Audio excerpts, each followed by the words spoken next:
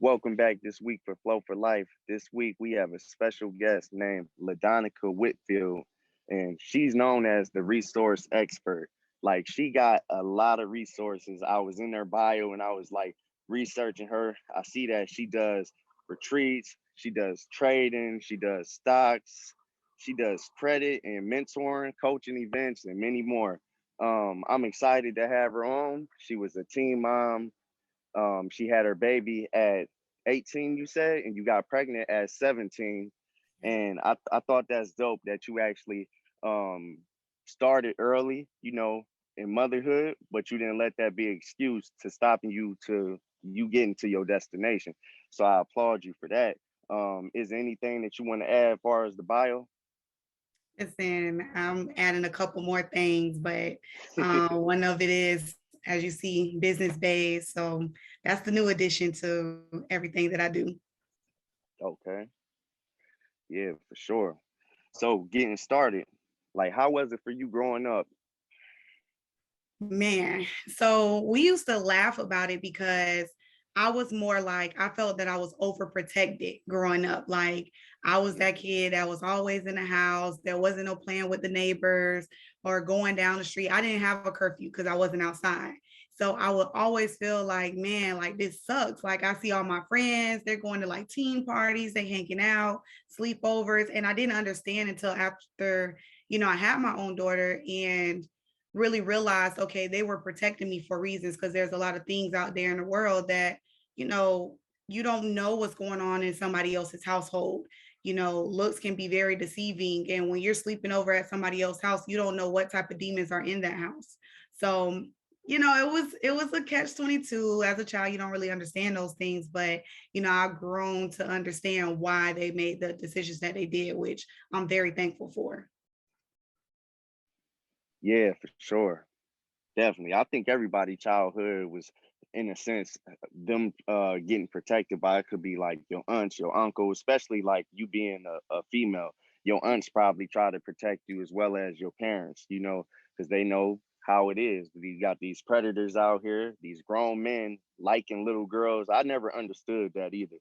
Like, but then I guess I look at it like maybe them dudes are actually insecure, especially getting a woman they age, because they probably can't compete with them. Like, you know what I'm saying? And a woman ain't about to just settle for no little boy at the end of the day. So yeah, I understand what you're talking about. Now, growing up, like I was saying, like you had your child at 18, but in a sense, you still felt like a child. So how was it for you raising a child, although you was still a child? I will say thank you for my dynamic of support. But it wasn't support at first, obviously. Like, I literally got pregnant 2 months before I graduated. He was older than me.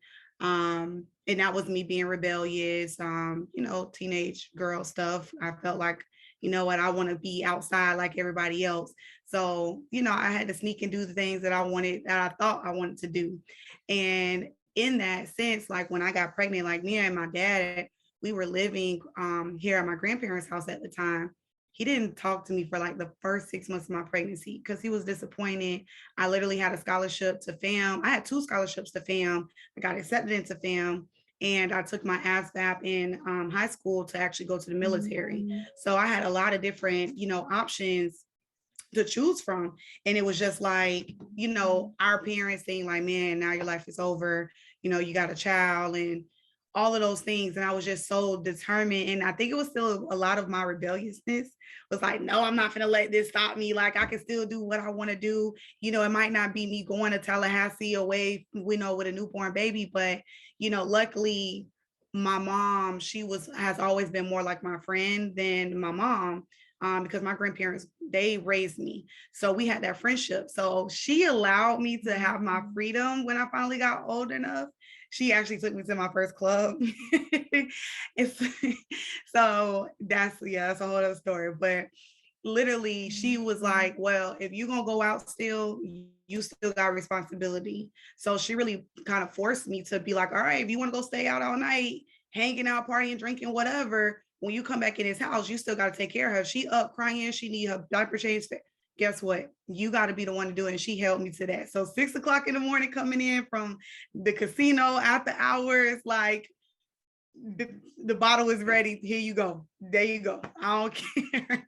So, thankfully she was there to kind of help me to have like my fun, but also, make me be responsible for her at a young age. Because she understood. She was a teen mom as well. I was the one that was supposed to break the generational curse, but my daughter will definitely break it because I went a little bit further than my mom did. Yeah, definitely. And also too, like to be honest, like I'm having a kid at 30, but I can tell you that realistically, you ain't. Although you had your baby early, you probably feel like you had a lot of responsibilities. Realistically, you really ain't missed nothing.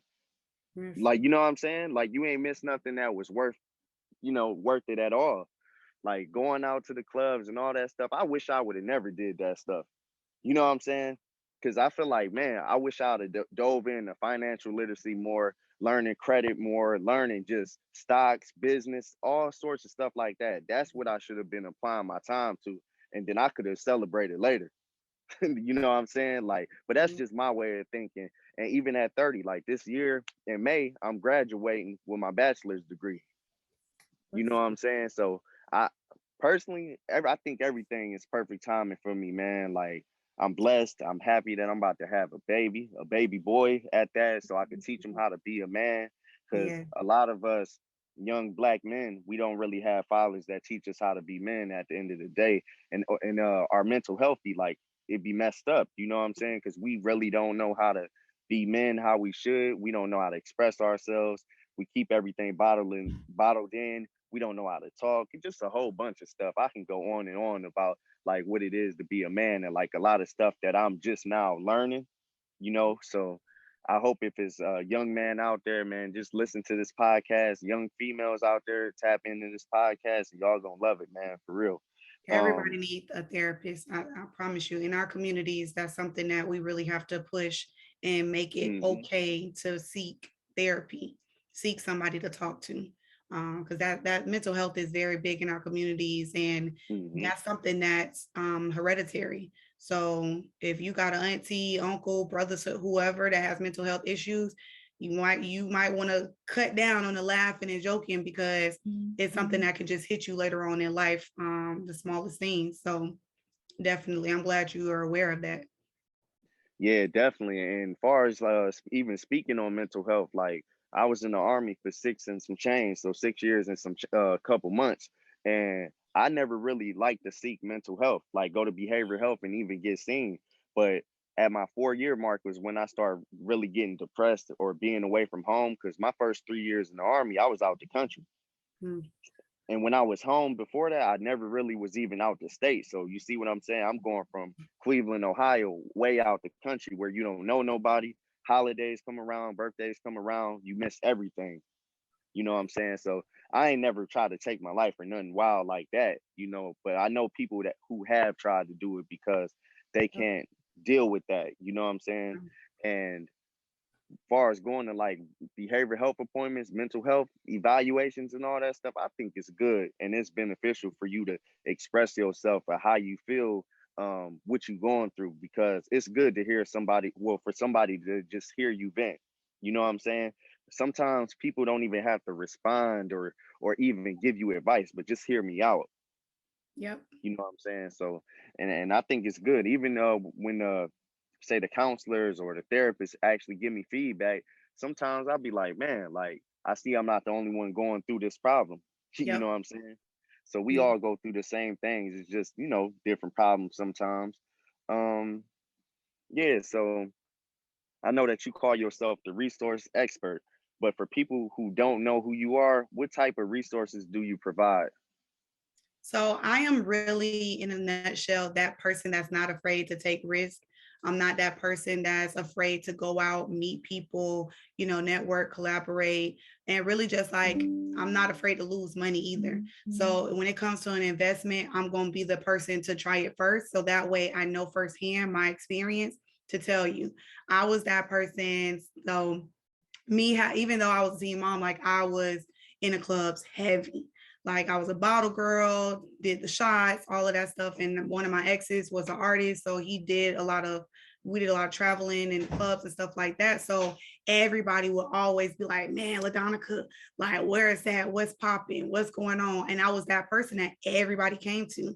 So as I got older and everything started to shift, I still have people coming to me like, hey, Ladonica, I need somebody that does graphics. Your graphics look so good. Hey, I need somebody that does good hair. Hey, I need somebody, that can fix my credits, that's a real estate agent. Literally, people was coming to me for all these different things. And they came to me because I, like 9 times out of 10, I had somebody reliable that I can be like, oh, hit up this person, this person, this person in case that person busy. Or, I never had, I will say I pride myself on if I refer someone to you, I know that you're not gonna come back to me like, oh my gosh, why did you send me to this person? It was horrible service. Da, da, da. Like I pride myself on that because I know that we already, as Black business owners, we already have that bad stigmatism about us and us not doing business correctly, which it's a learning curve. But that was just like one of those things that as I network, I'm going to feel your energy. I'm going to look into how long you've been doing business so I know what level you're on, because that makes a difference as well.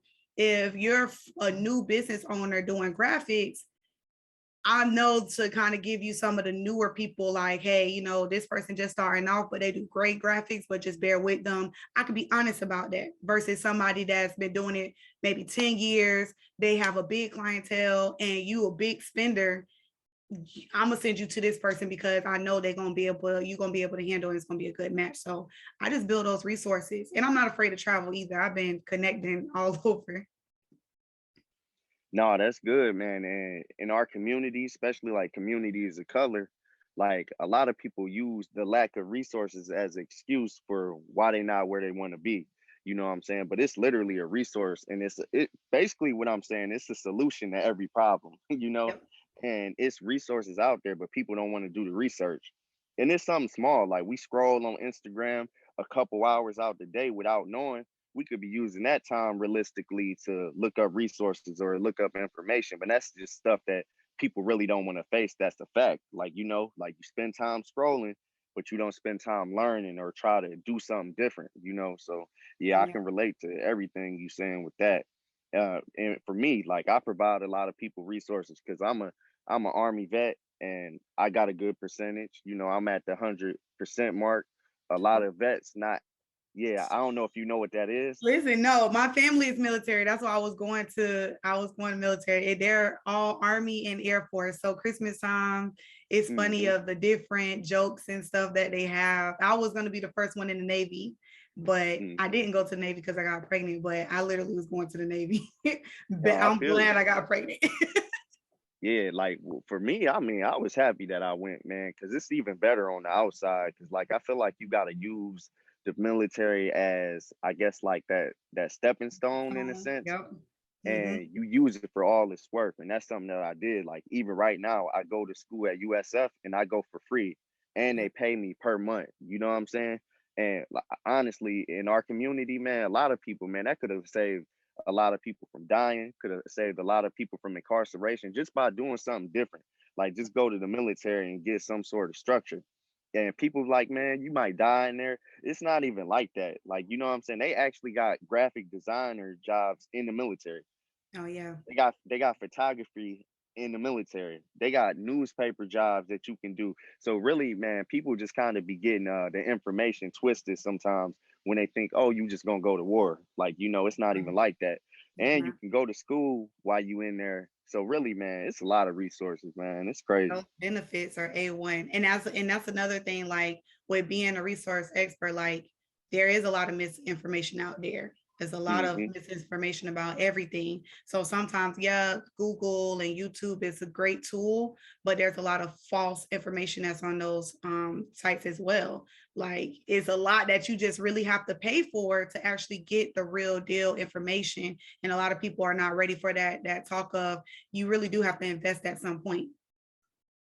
Yeah, you definitely got to invest because, like, honestly, like I don't even want to blast nobody or talk bad about nobody because that's not anything that I want to do. But the first person I learned credit repair from, I ain't trying to knock them, but realistically, it's like, damn, bro, you kind of misleading people because this ain't even credit repair, bro. Like this just Yeah. some loophole in the system, but you acting as if this is like the real thing, and it's like misleading a lot of people. And then you hop on Instagram and people be advertising like, yeah, hey, look, if you want to get your credit repaired, I can get it repaired in less than 30 days. It's like a whole bunch of false advertisement going on when it comes to like certain spaces, but I can say uh that even me still like paying for his mentorship and doing the credit repair, he still unlocked the door for a lot of stuff. Like he taught me about manufacturer spending. He taught me about utilization. Don't. I think I know because we look. I ain't gonna say we'll talk after. I Yeah, think. we'll talk Look, I'm offline. like, I think I know what you because I might be in the same mentorship. Yeah, you might be, but you might not be. But it's Okay. all good. But Okay. regardless, we still learn a lot of good tools though, and Yeah. I can say that can definitely help me. Regardless of how the mentorship went, I still learned something. I actually learned a lot. I ain't even gonna lie, but just something that was on my mind, like far as people basically like in a sense being false prophets.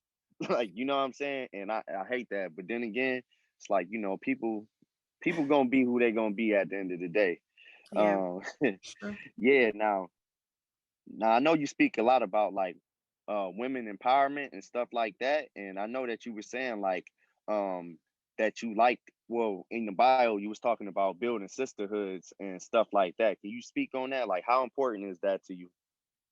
Man, in our community, like I understand how people can see us as a whole in a negative sense, but there's a lot of background to it that a lot of people like to skip over and pass. And, that's on you.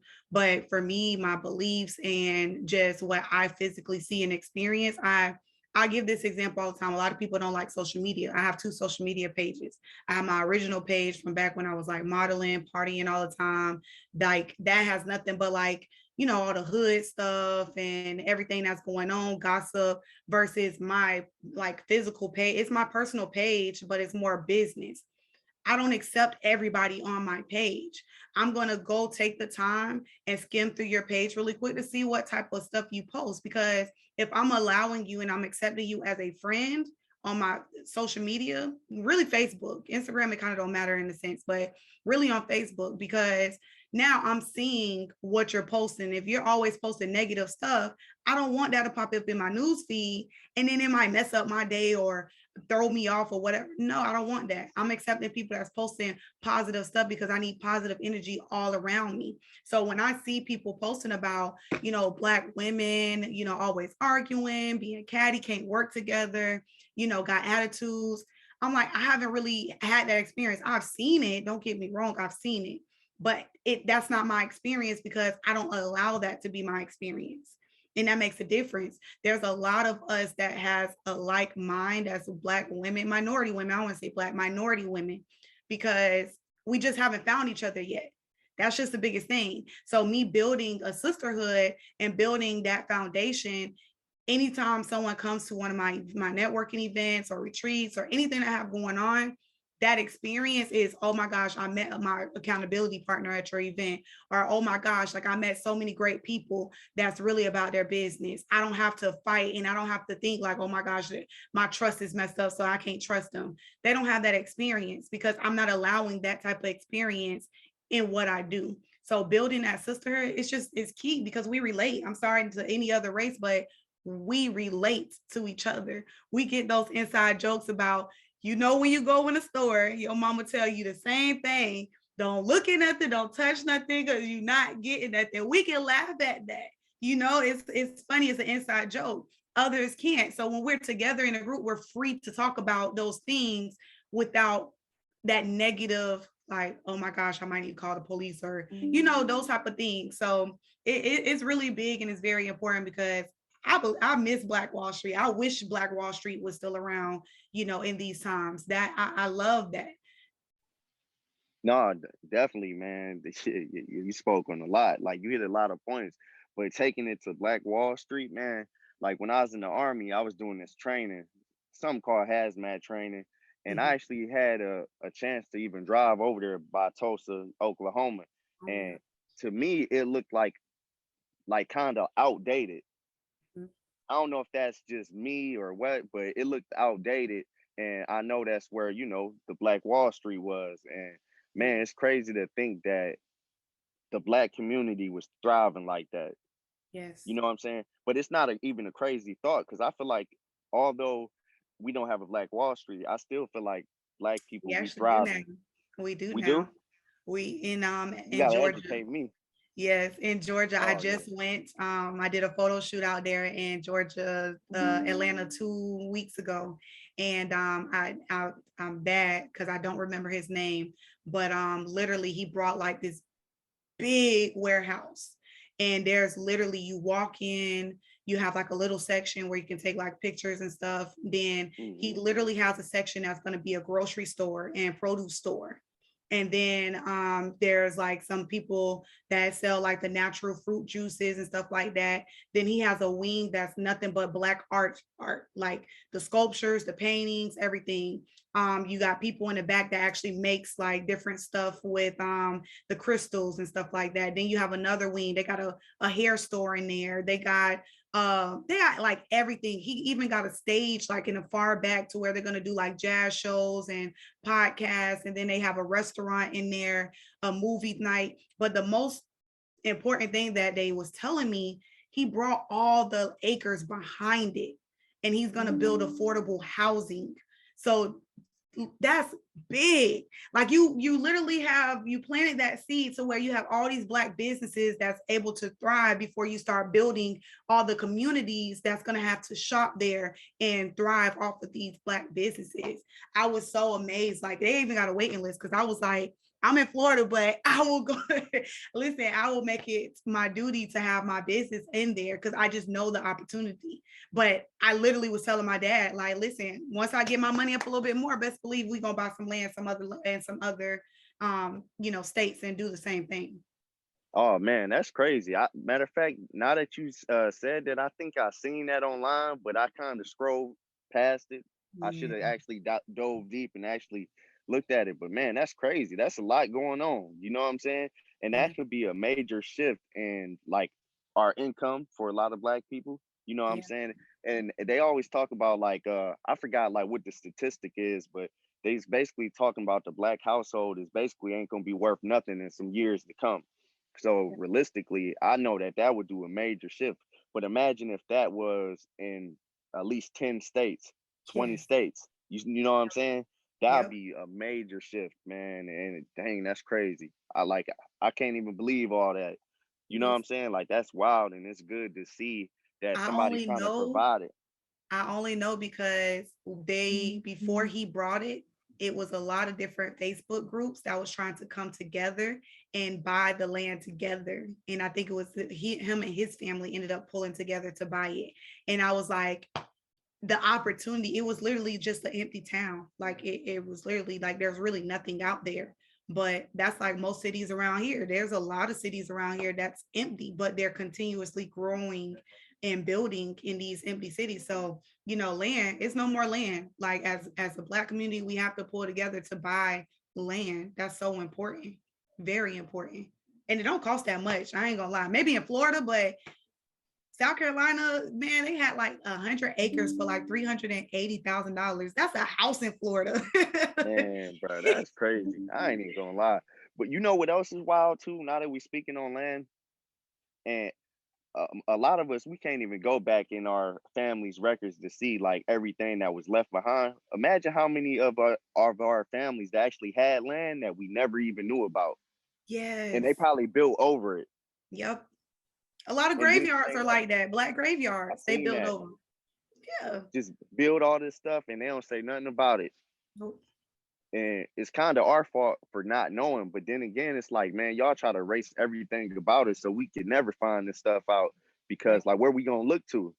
Yep. Y'all destroying records. Like it don't even make sense. That's the one. Yeah, man.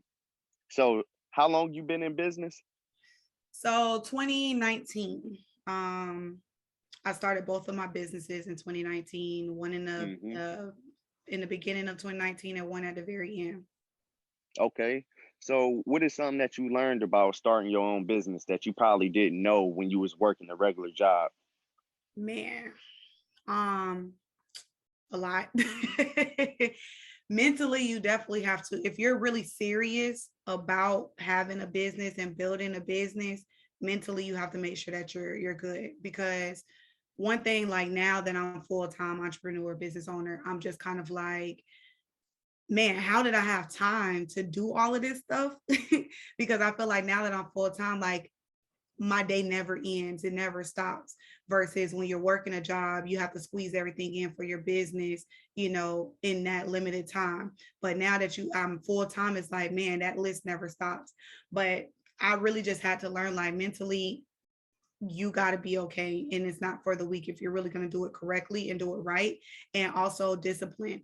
I'm still learning discipline even with trading. Like, trading is making me become way more disciplined than what I've been in the past 30 years. Even as a teen mom, like I had a different level of discipline. Because I've always been that person. I don't want to choose. Like, I'm that person. I'm gonna just grind harder to get everything that I want. Like, me and my friends, we always used to joke when I was young, when we were younger, that ongoing thing, like, would you rather, as a female, I should say, would you rather buy a house or have a wedding of your dreams? My answer was always different. My answer was always, why do I have to choose? Why can I not have both? Because guess what? If finances was not in the mix, you would have both. So why would you just not grind harder or save or invest more to get what you want? So me being a business owner, that's a stream to have everything that I want. I might not be able to get it right now, but I know I can continue to be consistent, and consistency is another thing. But as long as I keep going, I'm going to be able to attain everything that I want.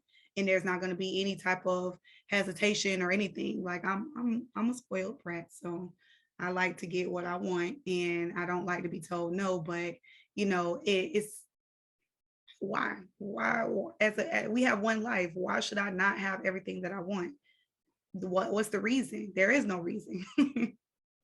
Yeah, like when I went back home last time, right? Like we went to a wedding, me and my fiance, and I was like, she like, why don't you just rent this little cheap car and stuff like that? And in my head, I'm like, man, I've been working my butt off. Like, you know what I'm saying? I'm about to get something nice that I never really drove before. I drove it, but it's like, let me enjoy this for the weekend. But I ended up renting a Mercedes. And I was telling my brother, I'm like, man, I just wanted to see what it felt like. You know what I'm saying? Like, Yeah. I want to experience certain things, like the better things in life. You know what I'm saying? Like, we shouldn't limit ourselves. If we gonna work hard, we shouldn't limit ourselves to let me just rent this Nissan and stuff like that. I'm like, hold on, I'll be grinding. I'm about to hop in this Benz. Like, you Oh, know, like that's what I'm about to do. And yeah, yeah. man, I think it's good to just try different things, but like let's normalize better stuff. Let's Yes. not be like, oh well, I don't want to spend too much money because this and that. It's like, bro, you only gonna live once. Yep. So why not just do it big? You know what I'm saying? Like I ain't saying go out there and spend all your money, but manage your money. But hey, get something nice that you deserve. And then it's gonna motivate you to work harder. So next time when I go rent a car, if I go somewhere, let me get something better. Like, you know what I'm saying? Like, let me get something way better. You manifesting what you want. Like, me and I invited my friend to Atlanta with me in a couple weeks, and me and her were talking about, I was like, well, she's gonna be my makeup artist up there. So I was telling her, I was like, well, this Tesla, I've been wanting to drive a Tesla. She was like, you always get, luxury cars when you get a rental car. We just only gonna be there for a day. Okay, and I said, you love to cruise. So imagine being on a cruise and you experience having a balcony room and then going back to the interior. You're not doing that. She was like, no, there's no, like, I'm not doing that. I said, right. Your next goal is to be in the actual suite on a cruise. So that's the same thing with every other aspect in life. My ex, which was my best friend, literally when we were together, he put me onto another level of luxury. Like, being in rental cars as a luxury rental car to go wherever we wanted to go. Why am I not going to experience that just because I don't have that in my everyday life?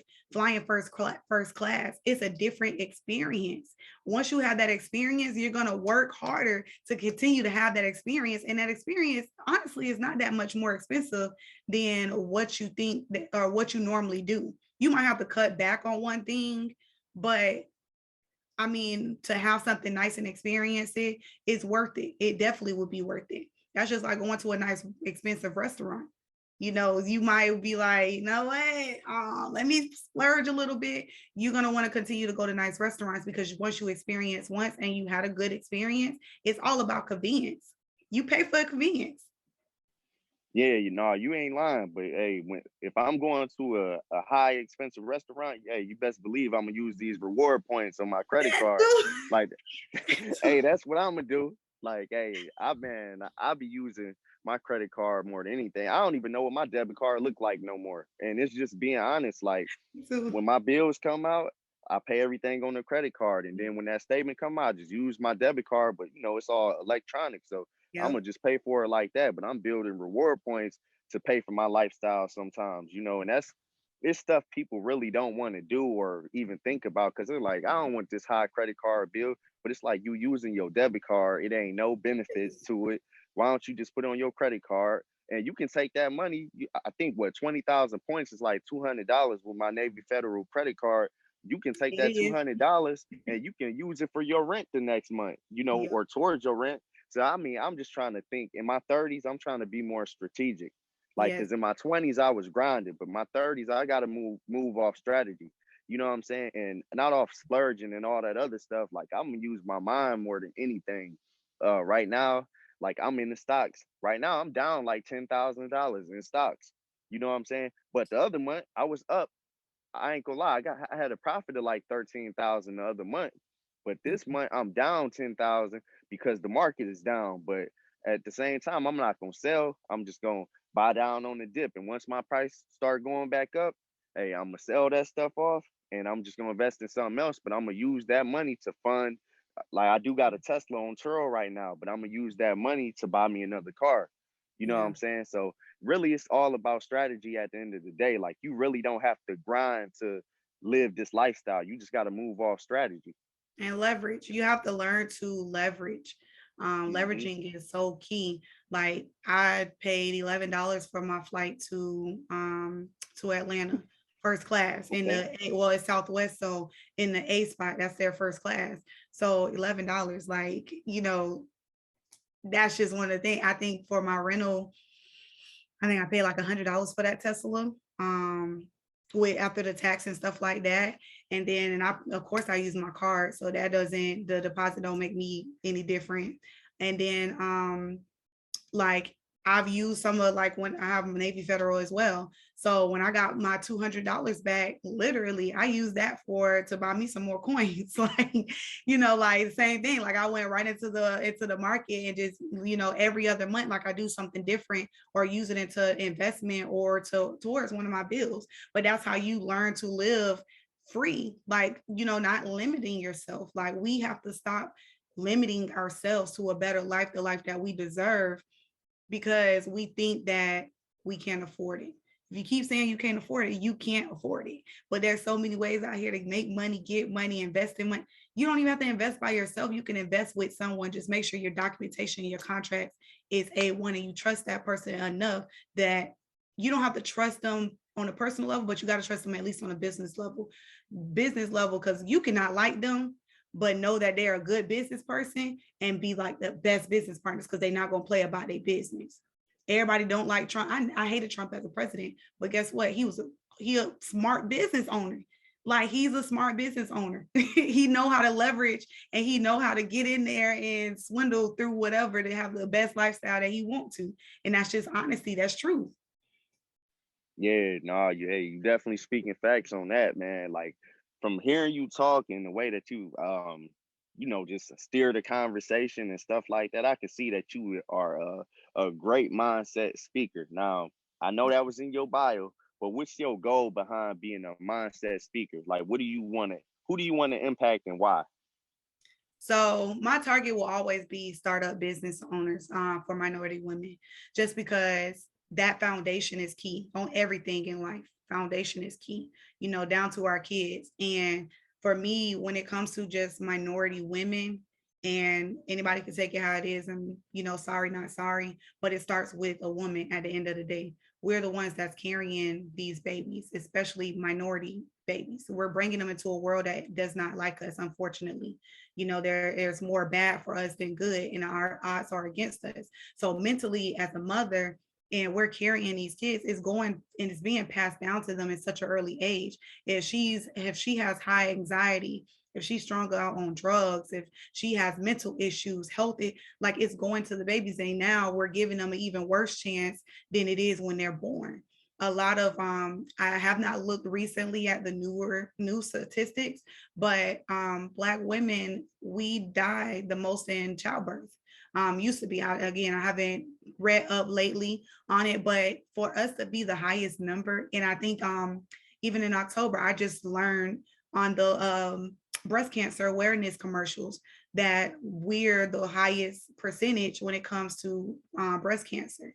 I've had cervical cancer. So it's one of those things that we're not really protected, unfortunately. So I want to make us feel as much protected as possible. I want to be an added resource to these communities, not just my community, but all communities, to let as many women as possible know that you have a place that's going to be a community, a sisterhood to you guys. Like that's my goal, that's my purpose, and bringing you solid information, genuine connections, genuine people, because as a community as a whole, we can really change. It is a power in numbers, no matter how cliche it is. There's definitely a power in numbers. And the quicker that we realize that, the quicker we can turn around this wealth gap between us and the world.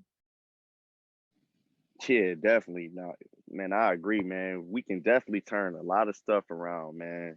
And right now, I don't like the way that certain things in the community, like me from being from Cleveland, Ohio, man, it's been a lot of like suicides, a lot of murders, a whole bunch of stuff going on over there. And I'm pretty sure out here it's the same thing. I just might not know as much because I'm not from here. But man, it's wild. Oh, Um, I'm sorry, I didn't even answer. What I see going forward is just oh, traveling. go ahead. Yeah, just traveling. Long story Hmm. short. I got you. I definitely got you. Now, from I guess from your experience being a teen mom and basically growing up young, do you find yourself gravitating towards like younger women of color? It's weird.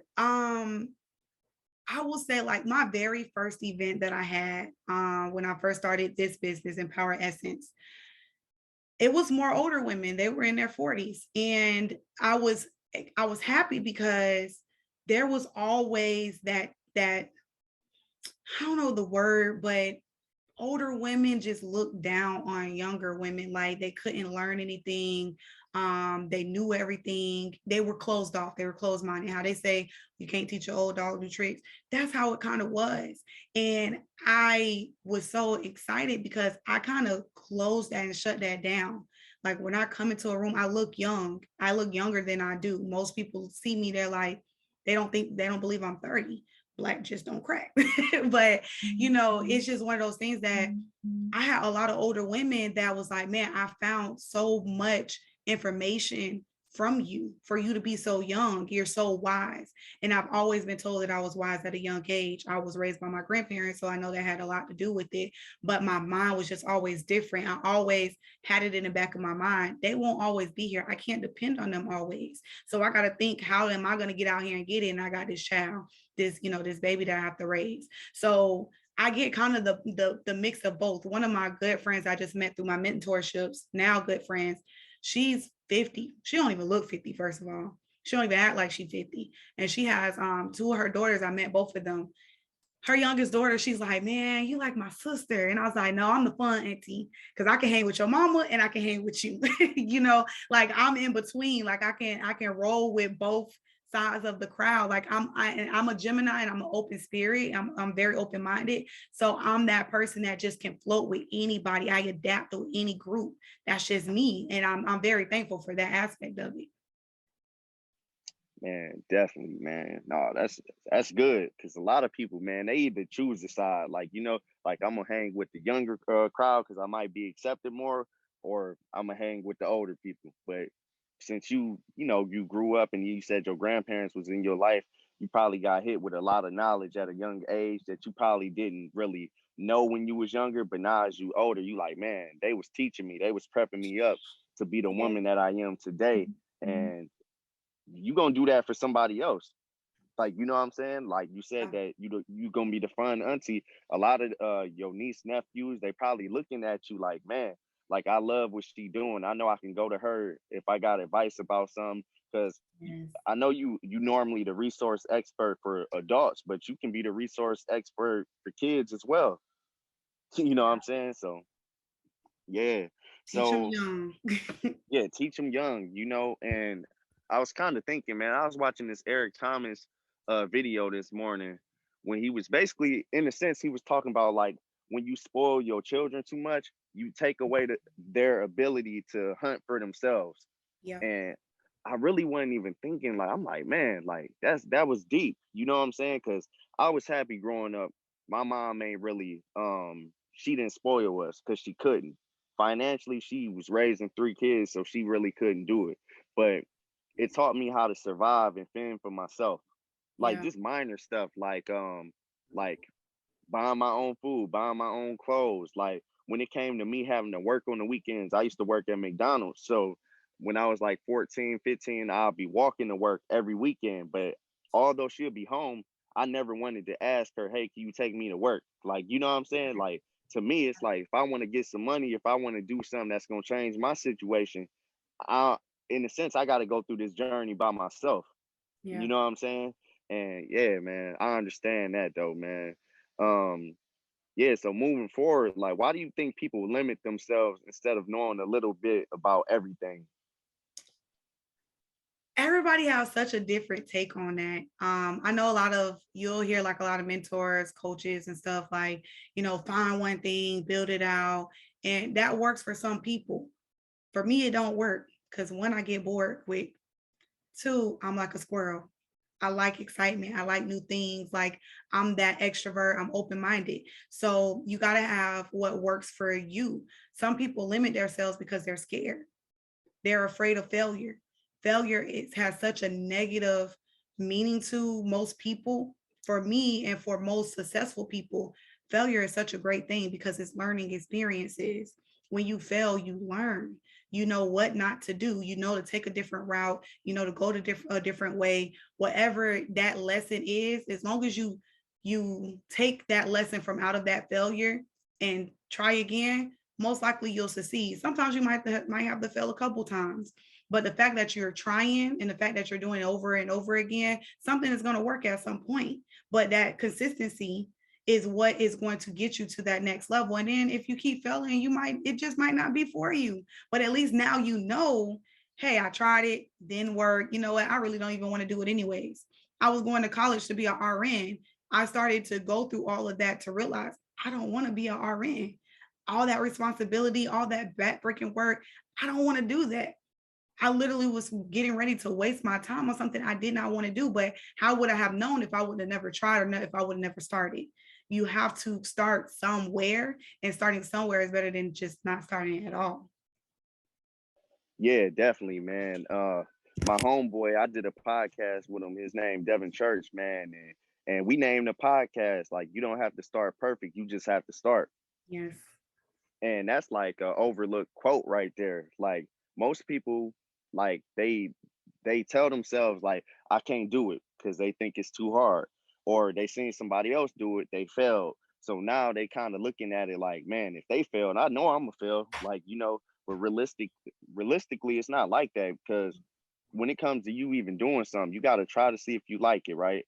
And if you in it and you doing it for the right reasons, what's your purpose of doing it at the Yeah. end of the day? Like, who are you trying to impact? Are you trying to show your niece and nephews or your daughter or son that it can be done? Like, so I feel like you got to have motivation behind what you're doing versus like you just doing something just to do it. Yes. So, And you got to realize you have to realize why you're doing it because everybody's reason is different. So hmm I learned this from just being in multi-level marketing.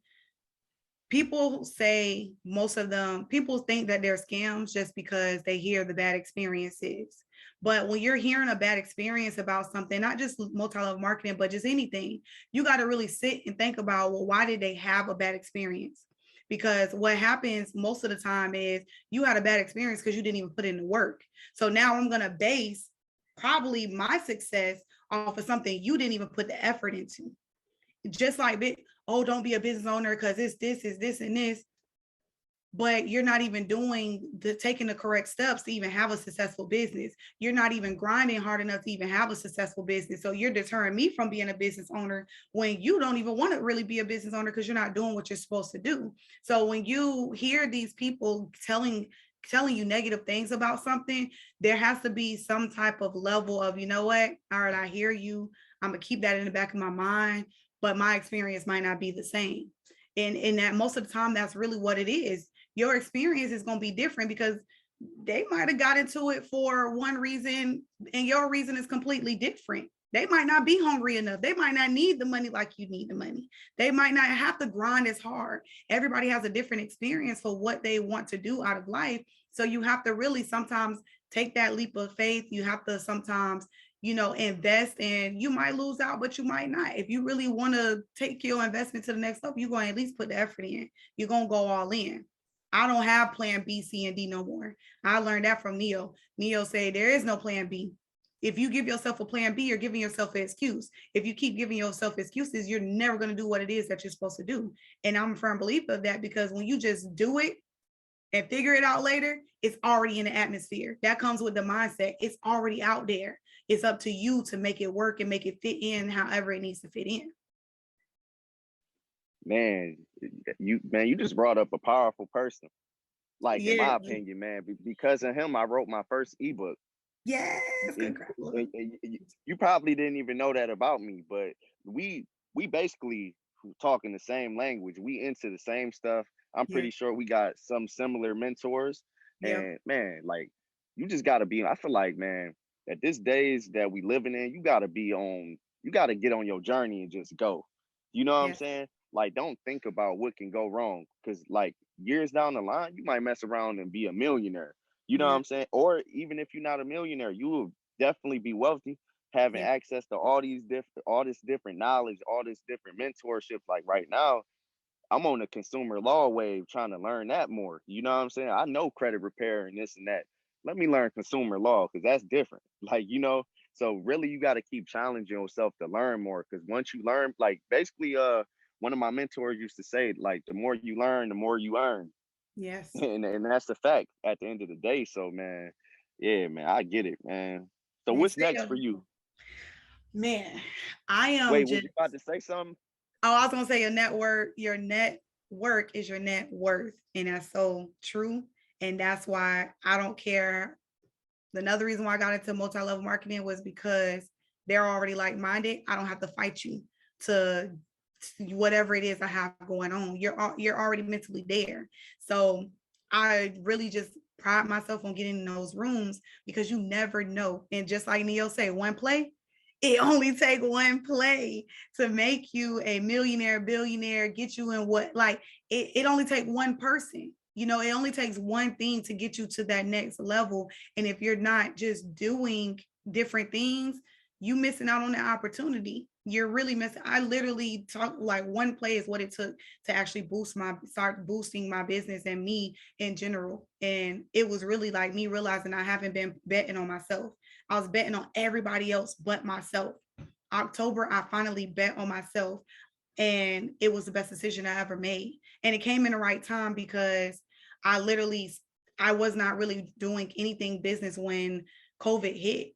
Like, I was like, man, I do empowerment events. Like, you can't be on a Zoom and feel somebody, unless you Neo, because Neo bring it. But like, my mom wasn't there. I didn't even really know about Neo at that time. But when 2020 hit, COVID, I'm like, okay, it's not going to be here that long. I just won't have no events right now. And of course, it lasted way longer than we needed it to be. And I'm like, dang, once, I will say, mistake, and it's a jump. I don't care how y'all feel. If y'all have a business, especially if you've been growing your business, do not stop posting. Do not back away, because with the algorithms, it will tear you up. It tore me up. Like, I don't even get the same interaction from the people I used to, the support that I used to have, solid support, gone. They're not even seeing anything that I post now. Like, I have gratefully, because of me meeting new people, I've been getting a lot more interaction from just a ton of new people. But that solid foundation that I had was gone because I wasn't posting anymore. I wasn't in my business. I didn't shift with everybody else. So I'm just like, y'all gotta make sure y'all stay consistent, even if you gotta just put, hey, good morning, something. Just to touch on that too, because I got that Derek Grace book, like how I made, I think it was like 12 or 13 million dollars in the pandemic. And in the book, he talked about posting on Instagram, and he was saying how he posts like 12 times a day. He And do. a lot of people might not even catch on, but all the stuff he was saying in his book, he actually do. Yeah. Like, and he leverage our attention by sometimes he'll post something serious, sometimes he'll post about his business, sometimes he'll use something funny to market what he got going on. But a Yeah. lot of people ain't even paying attention. Derek Grace, man, he a dog, man. I ain't gonna, I love to meet him in person. Yeah, we definitely in some of the similar things. I I'm in told his you. like his I met you for a reason. Like, when at the Juneteenth event, I was around. I was like, man, I'm new here because I'm not from here. I said I yeah, gotta meet some people. Like, and I came out and I started like recording all these people, and I met some like really interesting people. Like, like a lot of people had stuff going on. It's like we only advertise and market this stuff on Juneteenth.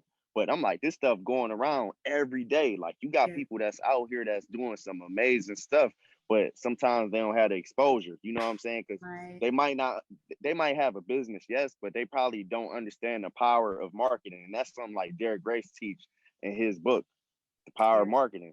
And then like even me starting my podcast, just taking it a little bit further, I started off like with audio only. So I was mm, using the Anchor app. So yeah, I was getting views and listens and stuff like that, but that's not attractable to certain people. Some people might need to see it visually, you know what I'm saying? But then you got some people that's on their way to work. They might want to hear the audio version. So it's like you gotta I guess like satisfy people needs at the end of the day if you want yeah, people to support what you got going on. And my podcast page, this is my second page. My other page is disabled because Instagram be doing some funny stuff.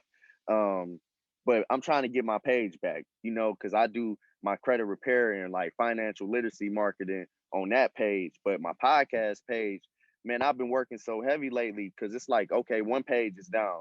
I could use my second page and grow that up. And who knows, I might love to do the podcasting more than anything, you know? So, yeah, they've been man. trying to push me into podcasting. You should do a big speaker.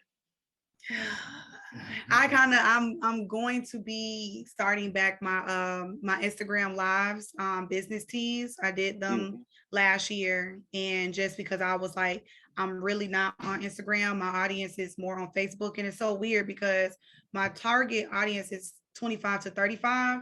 But this was Hmm. before TikTok got big as well, or right when TikTok was kind of getting there, but it was for the kids. So I was like, okay, well, my target audience is on Instagram. I got to start getting heavy on Instagram.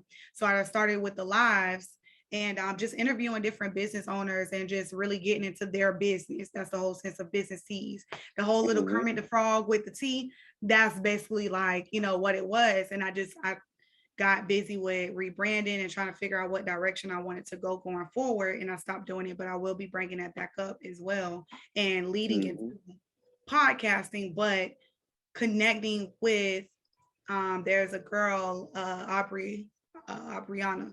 She Hmm. actually is doing video recording some small businesses for like a reality show for business owners.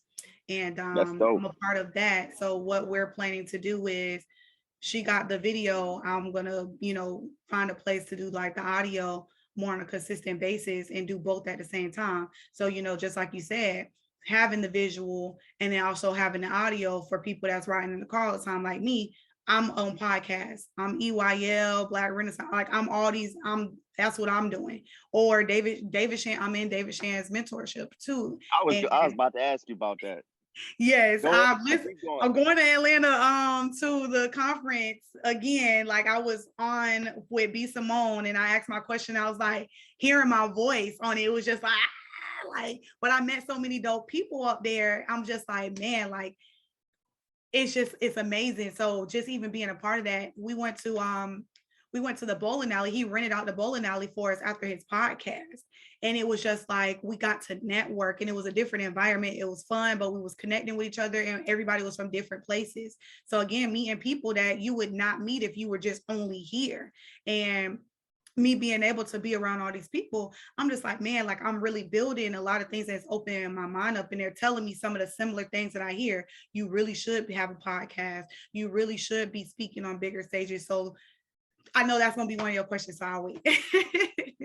Yeah, I mean, man, honestly, man, I ain't gonna lie, man.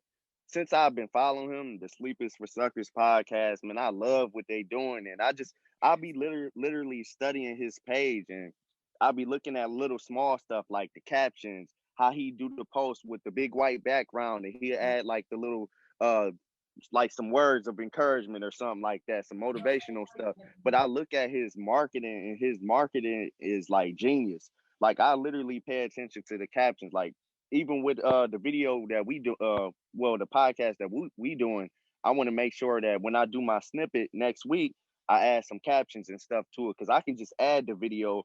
But what I was learning is like you gotta market. So marketing might be me putting the title of the podcast and me putting something catchy on there to catch somebody's eyes. So man, but like how did you feel meeting him, man? Like I know that was crazy, or just the overall experience? Man, it was like the whole thing was just crazy. Like that weekend, I had it was last minute. I'm not even gonna lie. I was literally in Houston for our training convention. Met a lot of like the top educators there. Then I literally left there early and went to Atlanta just solely for the podcast. So then I met Neo, I met David Shans, and I met Donnie, but I didn't get a picture with Donnie.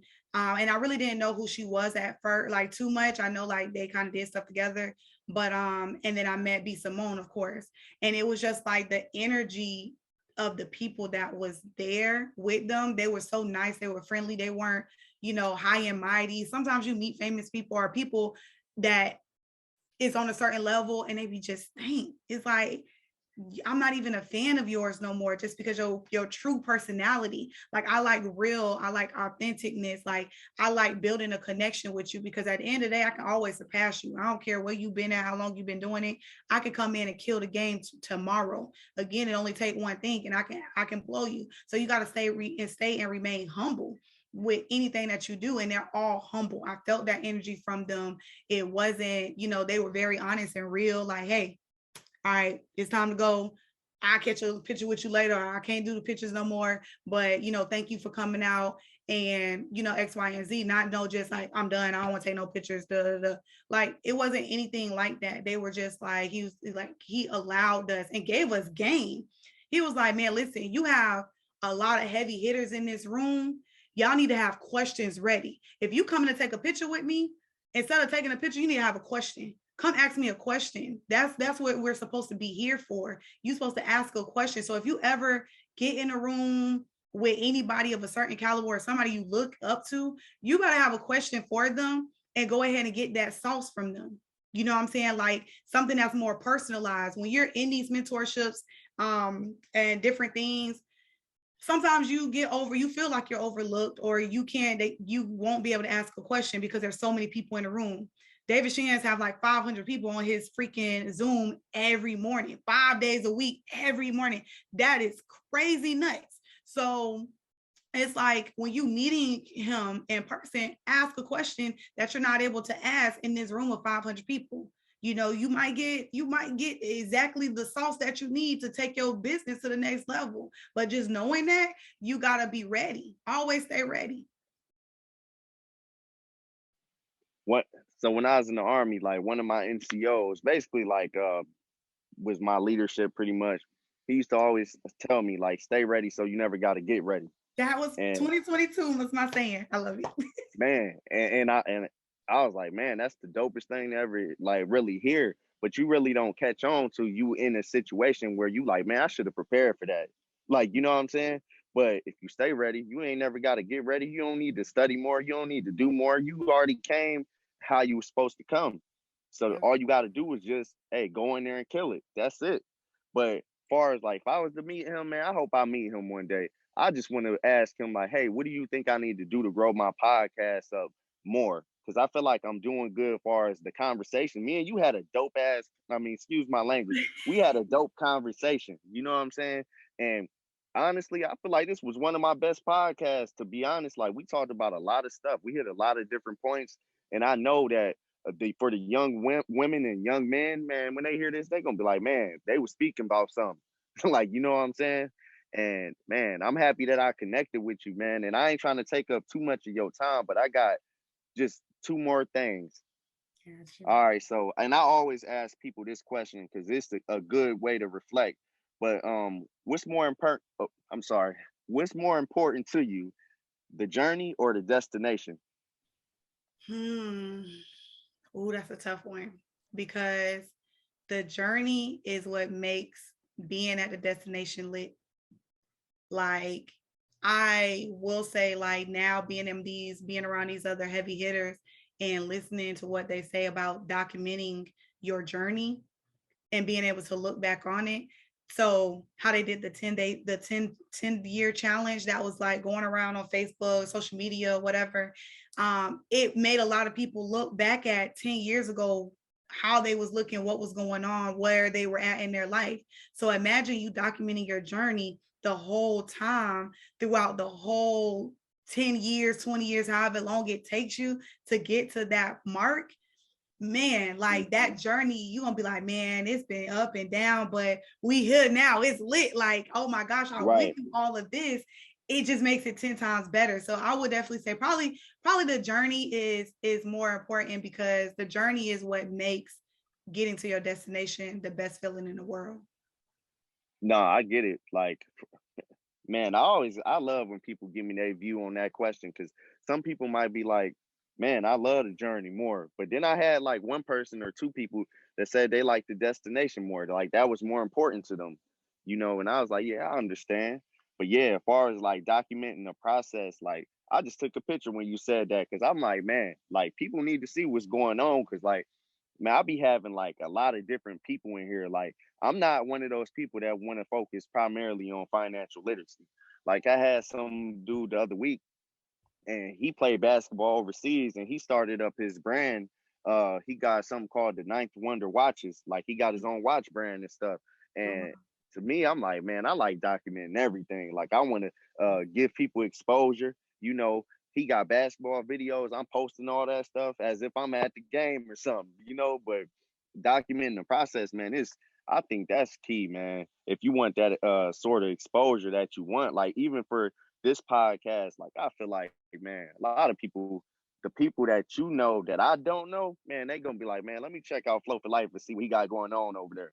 Like, you yeah. know what I'm saying? Because I got a lot of different people I had on here, and I'm just trying to keep getting better. And then eventually, like something I was learning about in this book I was reading, a 4 hour work week, when the dude basically was saying how he emailed like a lot of big heavy hitters, like you know what I'm saying, just to see if one would respond.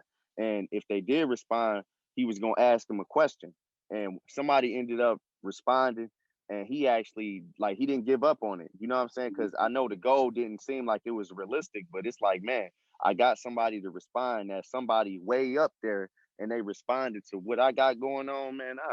It's crazy. Yeah, that is. It's I crazy. would say not giving up though. Like you listen, all those no's, somebody's gonna say yes. Like if Yeah, you no remember means that, not right now. yes, not right now, or next opportunity, one or Exactly. the other, however you want to look at it. Uh-huh. Yeah, so the last thing, where can people follow you? Like what's your website, your Instagram, everything like that so people can connect with you. And do you have anything for women like workshops coming up? Just go in.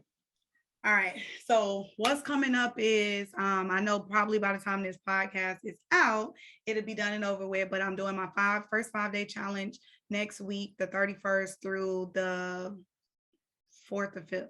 5 days, 5 different speakers, 5 different subjects. So we're doing business structure and trademarking, branding, how to profit with your life insurance policy while you're still alive, business taxes. I'm doing mindset, of course. And then for all the VIPs, they're going to get 90 days to their first real estate property. And then also networking in my credit ebooks and everything else. But otherwise than that, we're coming, like I said, business base, I am really pushing right now. Over the weekend, I got 13 business women come out. We literally took like a lot of photos and videos of each other to where we're going to be heavily posting, tagging each other, and really bringing each other awareness to our audiences. And with business base, is really just one of those things that's shutting down, that we can't get along, we can't collaborate with each other, we got attitudes, all that stuff like that. No, we do not. We're going to be traveling to different states, linking up with other like-minded women that's in my mentorship. So it's basically a mentorship, but on the next level when it comes to the women. And I even had two of the husbands, a husband and a boyfriend, that was out there supporting, just what I was doing. And it was such a great thing, a great vibe. So I'm really going to be pushing that heavy. And then coming up this year, I'm definitely going to make sure I'm getting on a lot more platforms, speaking, again, probably most likely a podcast for myself. I just got to find the time, continuing to build up my resources. So that's in the work as well, of having like something structured of resources, and that'll be for men and women. And really just scaling up. Like I'm putting myself in every big name room possible. Like everybody will know Ladonica Whitfield and Power Essence. That's it. That's all. Like, and I'll be having my first investment property this year as well. So there's a lot that's going on with me, but that's just because there's no time to be wasted. Tomorrow is not promised to anybody. And if we're talking about building legacies, you can't start building a legacy tomorrow, because tomorrow might be too late. You got to start right now in this moment. Right way to say it, right now, today. I live by that. Like execution is all that I'm doing 2022 for any and everybody. I'm proud to say that our people are finally waking up and seeing that they do have to have multiple things going on, but you also need structure. So when it comes to structure, I'm that person that you're going to come to for structure, those resources to make sure that you're structured correctly. So when you really need something, it's like, oh my gosh, you don't have X, Y, and Z. You're already prepared for that. As far as following me, I got to get better. I got to get better at it. But Ladonica Whitfield is my Facebook. I need to be carrying people over to my actual page, but it's Empowered Essence on Facebook. Instagram is empowered.essence. I do have a YouTube page. It just will get back cranking when I'm not the one personally doing it. Delegation is definitely first thing on my list this year. No, I feel you. Yes, it's definitely I'm building my team. I'm definitely looking to build a team that is going to roll with me until the wheels fall off, that really believe in everything that I have going on, that really have value for value. That's how a lot of these great influencers, speakers, they literally have people that believed in them, that gave value to what it is that they are doing. Eric Thomas, he say that all the time. His team was literally the ones that was giving to him, and they seen the vision, they seen what he was doing, and they wanted to be a part of it. David Shan as well. Like that was one thing. Like I see myself with how he is, our personalities. He'll tell you he a squirrel. I'm gonna tell you I'm a squirrel. I am the people person. Put me in front of the people, let me shake the hands, kiss the babies. That's what I want to do. That's my personality. When it comes to the task, I don't want to do it.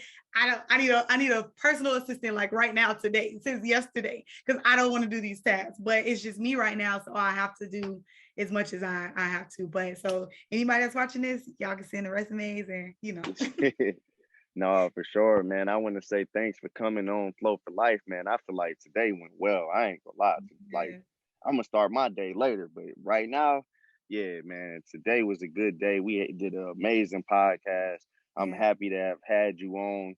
I'm happy we connected at the Juneteenth event because it was Yeah. random, but I Yes. wanted to make sure I put myself out there to see what people had going on in the community. Because I'm like, man, if I'm podcasting, I don't want to just podcast and do people from where I'm from. I need to keep expanding. So Yes. that's what I'm doing right now. And having you on here, and if I hit your following, you hit my following, hey, we just connected. Now we both expanded. Yes. Yeah, Definitely. so I love thanks collaborating. again. I'm so excited that you even invited me on. This is a great start. Like we are literally what 28 days in January 2022, and we already kicking it off. Like so, I'm excited. I'm happy of what you're doing and just giving another stream and path to everybody's platforms because we don't know how we can really elevate each other until we start getting in each other's audiences and just really tapping into each other. I'm always look, I don't know how your schedule is, but definitely just to link up and just really get down to business because wealth is in both of our minds. And I'm with that. Like there's so much that we can bounce off each other. And that's how you build a community and true relationships and collaborations is really getting to know that person and seeing how you can add value for value across the way. So thank you. Man, that's crazy. Like I'm down to do that, down to connect, because I want to pour it into other people. Just Yes. like I want my glass filled, I'm gonna pour into other people too. So, yeah, thanks again, and hope you have a good day. Enjoy your day. Hey, once I do the little snippet, you can share it out. I'm gonna send it to you though, because I normally do like a 1 minute snippet. I'm gonna edit it, add some captions and all that stuff, and you just shoot it out to your peoples and watch. You're gonna be like, damn, people love what I'm doing. They love it. Now, if they didn't know, they know what's going on. Listen, they Yeah. gonna know about both of us, period. Like they gonna be hitting you up like, hey, I'm trying to get on. Listen, I came first, so it don't matter. Nah, no, I feel you. Yeah. The first one, I think out of Tampa, Florida. Yeah, Yes, that's good. definitely. Yeah. But enjoy your day. Talk to you soon. Let's keep connecting. Yes. Hi, thank you. Yeah. All right, be easy. All right.